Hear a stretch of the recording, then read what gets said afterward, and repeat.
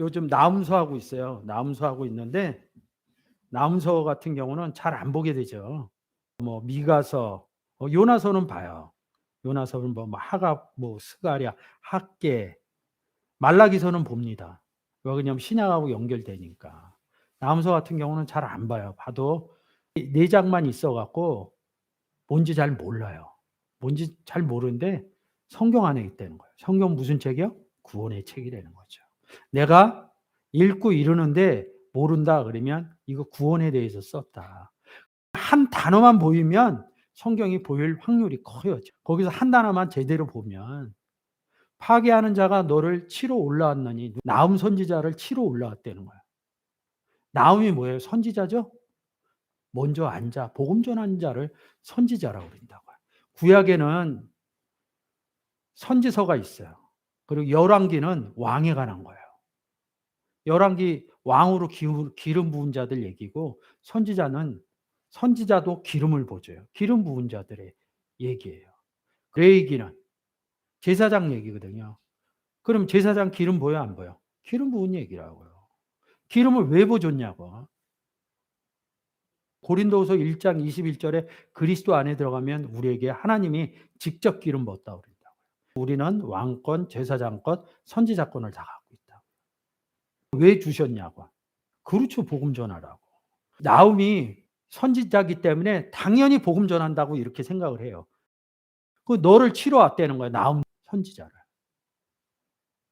예수 그리스도 막 때리죠. 뺨 때리고 뭐 이런다고. 때리는 게 복음 전하는 거라고 제가 말씀드렸어요. 너를 치러 왔다는 거예요.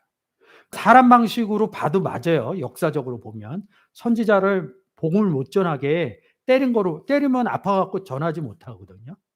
1차원적인 얘기를 해놓은 것이 아니에요.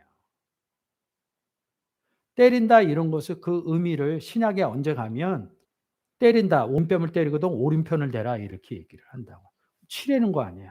오른편이 뭐라고 그랬어요? 덱시오스, 덱시아 이렇게 하고 영접하다 이런 뜻이 돼 있잖아요. 다른 복음 던지면 오른뺨 되는 게 뭐냐면 복음을 던져서 너 영접시키겠다는 거거든요. 저쪽에서 왜 다른 뺨을 쳤어요? 내 몸을. 다른 복음을 던지고 있는 거거든요. 성경은 내가 전하는 건 복음이고 예수 그리스도 성경에 반해서 성경 이래 이렇게 얘기하는 것은 다른 복음 던지는 겁니다. 다른 복음 누가 던지느냐? 예수가 내 안에 있는 걸 모르는 상태가 다른 복음 전한 상태의 첫걸음입니다. 예수만 내 안에 있는 것을 모르는 게 아니라 내 안에 하나님이 있는 것도 모르는 거죠. 너를 파괴하는 자가 뭘 파괴해요? 기름 부은 것을 파괴한다는 거죠. 그러니까 다른 복음으로 치러 왔다는 거예요. 너는 산성을 굳게 지키며 이른다. 여호와는 나의 산성이시오 이른다. 요한일서에 가면 5장에 가면 악한 자가 손도 못 댄다 이런 얘기도 있지만 그 악한 자에게 우리는 복음을 전해야 돼. 산성을 지키며입니다. 길을 파수하며 허리를 견고히 묶고 내 힘을 크게 굳게 할지어다 이런다. 우리의 힘은 어디에서 나옵니까? 힘 대신 여호와여 이런다. 세상 논법으로 스트롱의 의미로 가면 안 됩니다. 우리가 어떤 기회에 처했을지라도 어려움에 처했을지라도 즐거움에 처했을지라도 하나님과 예수 그리스도와 함께 있음을 잊지 않으시면 됩니다. 그게 우리의 힘입니다. 삶에서도 그거를 알면 힘이 됩니다. 근데 그걸 잊어버리죠. 사건 그 자체로 받아들이니까 내가 누구와 함께 있는지를 알지 못하는 거예요. 복음 들고 나갈 때 첫 번째 나는 하나님과 예수 그리스도가 함께 있다. 그리고 이 일은 내가 그리스도의 사신이 돼서 하는 것인데 내 안에서 하나님이 역사하신다. 이런 내용들이 굳건해져야 된다는 거죠. 성경을 모르고 얘기하면 안 돼요. 성경을 알았을 때 그때 끄집어내 주십니다. 허리를 견고히 묶고 허리에 대한 오늘 질문이 와서 허리에 대해서 설명을 드릴게요. 성경에는 허리라고 써 있는 부분들이 많아요. 그러니까 허리라는 부분을 다 가서 읽으면 돼요. 지금 보이는 화면으로 허리에 대해서 보여드릴게요. 허리를 클릭해 주세요.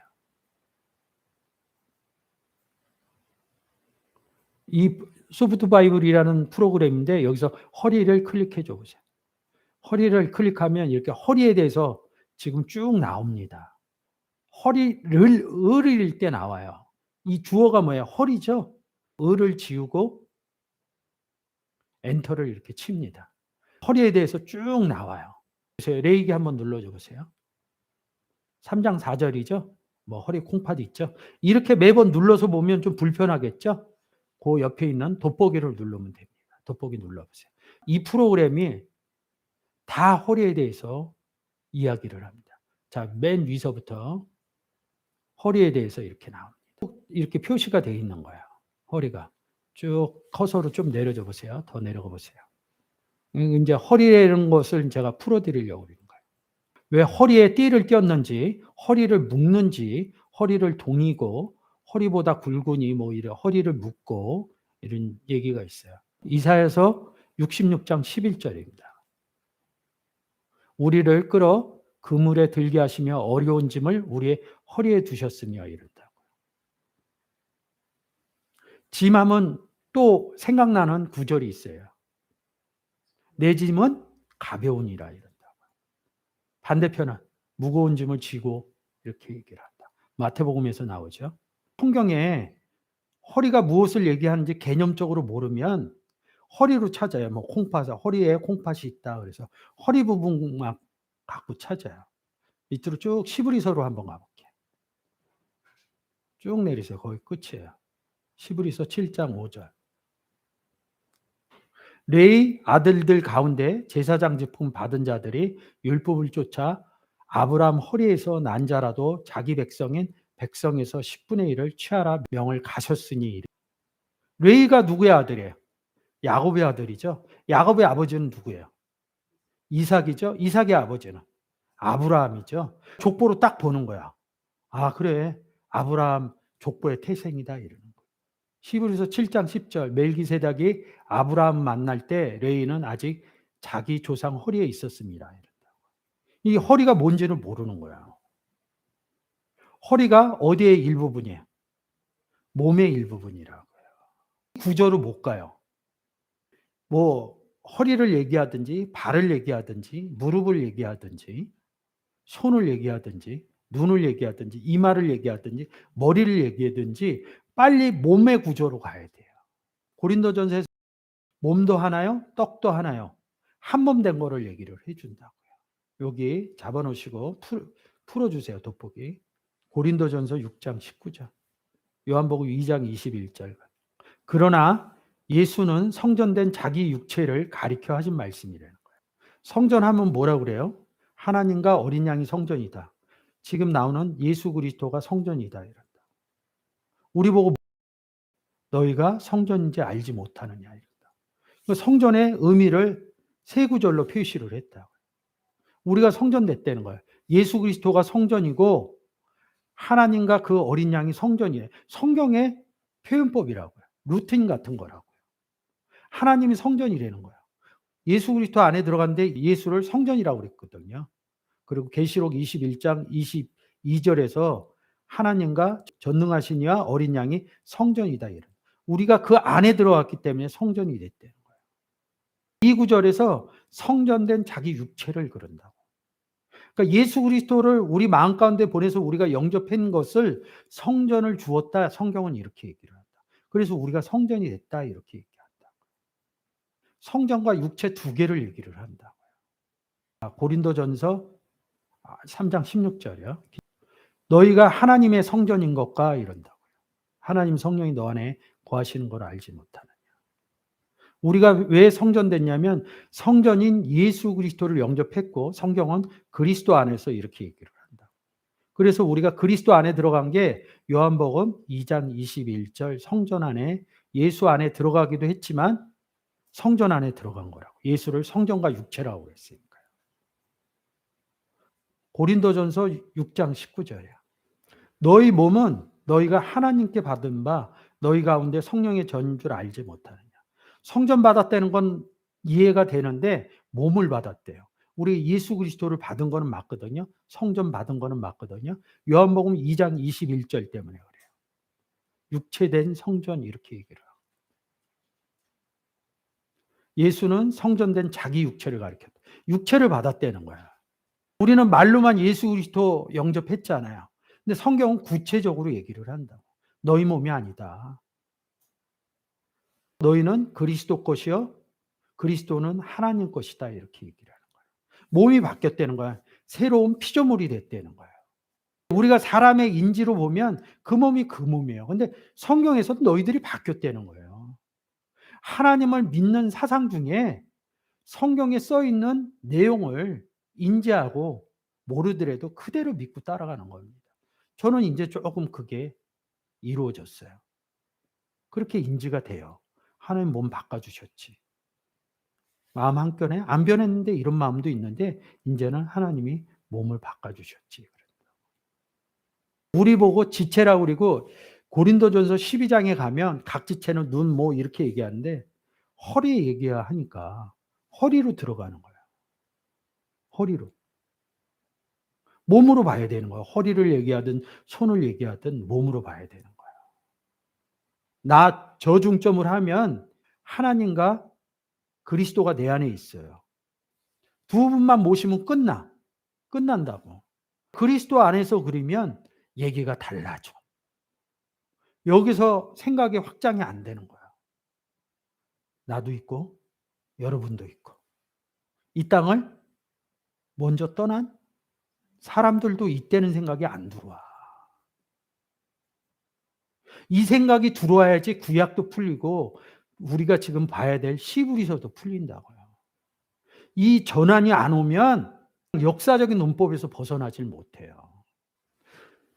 이런 역사적인 논법을 흐트러뜨리는 역사적인 논법을 인정하는 구절이 있어요. 히브리서 13장 8절. 예수 그리스도는 어제나 오늘이나 동일하다는 거예요. 어제가 언제냐고. 어제를 어디로 볼 거냐고. 오늘 추석 지난 지 이틀이거든요.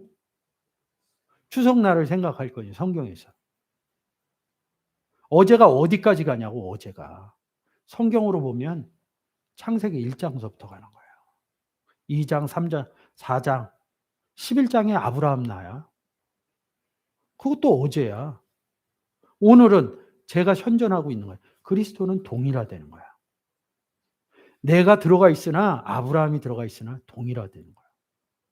갈라디아서 3장에서 아브라함의 자손을 그리스도라고 그러고 그리스도를 영접했으면 아브라함의 자손이다. 이걸 막 바꿔가서 쓰는 거야. 뭐 중점으로? 그리스도 중점. 인지는 안 돼요. 나도 그리스도 안에 있지만 얼마 전에 예수 그리스도를 믿다가 이 땅을 떠난 믿음의 선진인 어떤 집사님도 그리스도 안에 있다는 거예요. 나는 뭐 이 땅에 떠나면 그리스도 안에 있지 않아요? 그래서 영원성을 얘기하는 겁니다. 그리스도의 영원성을 얘기합니다. 이렇게 너무 이 부분을 오래 얘기하면 또 헷갈리시는 분이 있으니까 히브리서 7장 5절.